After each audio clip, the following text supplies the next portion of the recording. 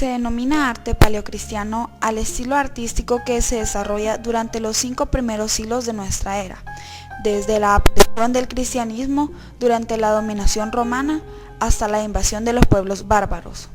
En Occidente, Roma es el centro y símbolo de la cristianidad, por lo que en ella se producen las primeras manifestaciones artísticas de los primeros cristianos o paleocristianos.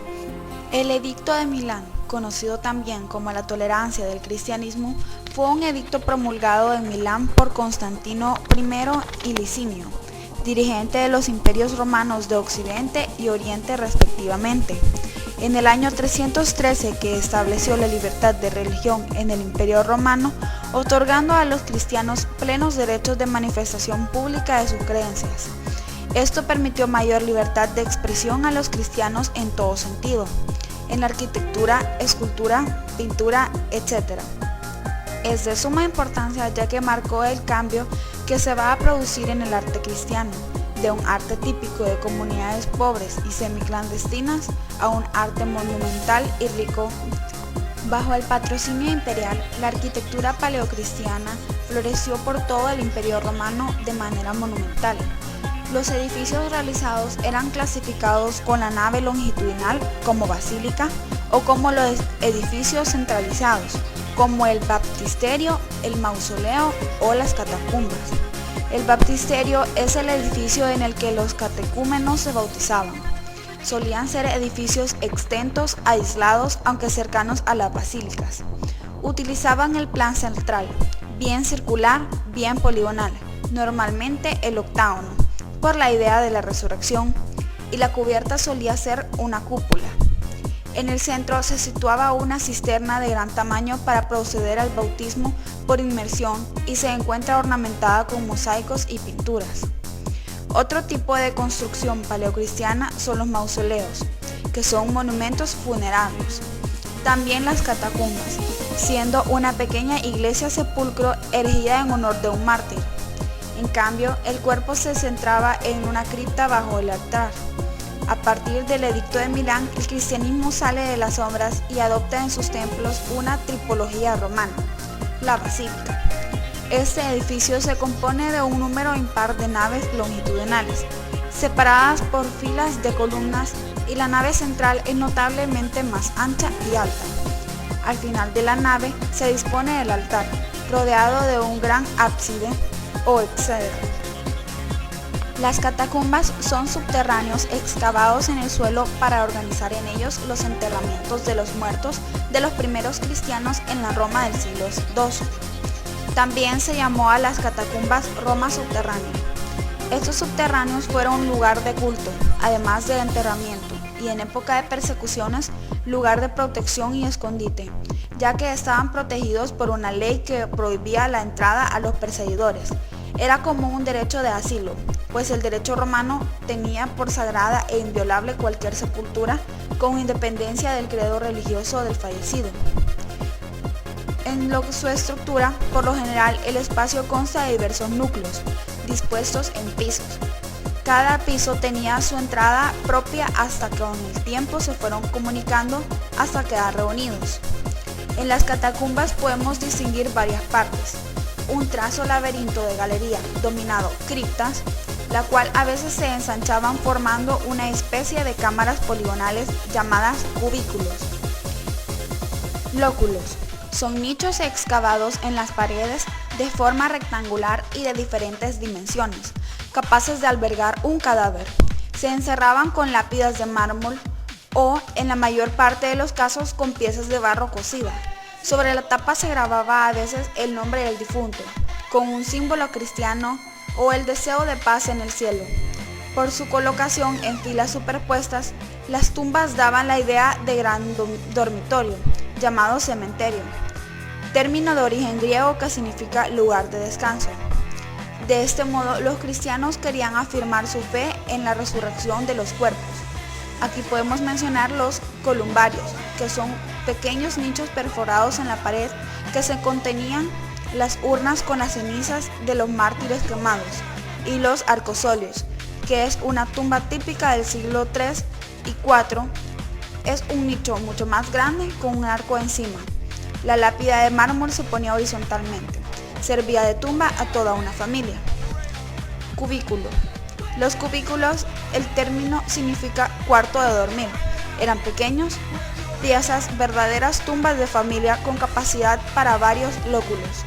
Los cubículos y los arcosolios estaban con frecuencia decorados con frescos que tomaban escenas bíblicas y reproducían los temas del bautismo, la Eucaristía y la resurrección, simbolizada con el ciclo de Jonás. Cripta. La cripta es una pieza más grande. En tiempos del Papa San Dámaso, muchas tumbas de mártires se transformaron en criptas, es decir, pequeñas iglesias subterráneas, embellecidas con pinturas, mosaicos y otros tipos de decoración. Sarcófago. El sarcófago es un sepulcro de piedra o de mármol, ordinariamente ordenado, con estructuras en relieve y con inscripciones. Forma. Es una tumba excavada en el suelo de las criptas, cubículos o galerías. Numerosas formas se encuentran junto a las tumbas de los mártires. Catacumbas de San Calixto.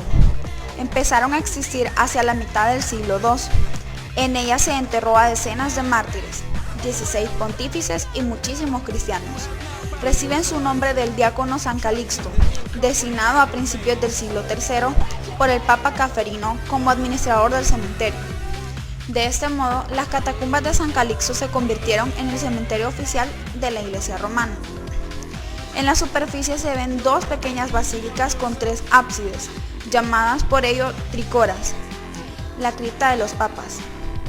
Es el lugar más sagrado e importante de estas catacumbas, y se lo llama el Pequeño Vaticano, porque en él se enterró a 9 papas y probablemente a 8 dignatarios de la Iglesia del siglo XIII. En sus muros están las inscripciones originales del griego de 5 papas. En 4 lápidas junto al nombre del pontífice figura el título de obispo, porque se consideraba al papa como cabeza de la Iglesia de Roma, y sobre las lápidas se lee la abreviatura griega MPT, que significa mártir. Al lado está la cripta de Santa Cecilia, la popular patrona de la música. Era de familia romana y noble, y fue martirizada en el siglo III. Fue sepultada donde se encuentra ahora su estatua y venerada allí al menos durante 5 siglos. En 821 sus reliquias se transportaron a la basílica dedicada a ella. La cripta estaba toda ella dorada con frescos y mosaicos. En el muro próximo a la estatua hay una imagen de Santa Cecilia, en actitud orante. Pequeñas piezas verdaderas, tumbas de familia, llamadas cubículos de los sacramentos, que son importantes especialmente por sus frescos. Se pueden datar de los comienzos del siglo III y representan simbólicamente los sacramentos del bautismo y de la Eucaristía. Basílica tiene el título honorífico de madre y cabeza de todas las iglesias de la ciudad de Roma y de toda la tierra. Sobre la fachada de la basílica encontramos 15 estatuas y 7 metros de altura. La central representa a Cristo, teniendo a los lados a San Juan Bautista y San Juan Evangelista. Las demás representan a los doctores de las iglesias griega y latina. En el interior de la antigua basílica muy poco ha quedado visible. 5 naves con un amplio crucero y un enorme ábside. La nave central, desde la puerta hasta el trono, en el fondo del ábside, mide 130 metros de largo y causa impresión por los nichos con las estatuas de los apóstoles y por el ábside con los mosaicos completamente reconstruidos. El ábside es la copia del medieval y con el simbolismo del agua hace referencia al sacramento del bautismo. El baptisterio es un edificio independiente de planta octagonal y tiene la forma típica de los baptisterios de los primeros siglos, cuando el bautismo se hacía por inmersión. Mausoleo de Santa Constanza. Se trata de un edificio de equilibradas proporciones y con una cuidada decoración.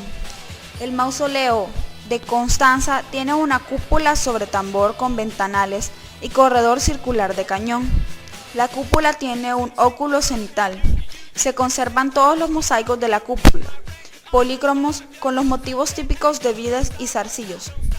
Fue construida hacia el año 349 por Constantino, para mausoleo de su hija Constantina.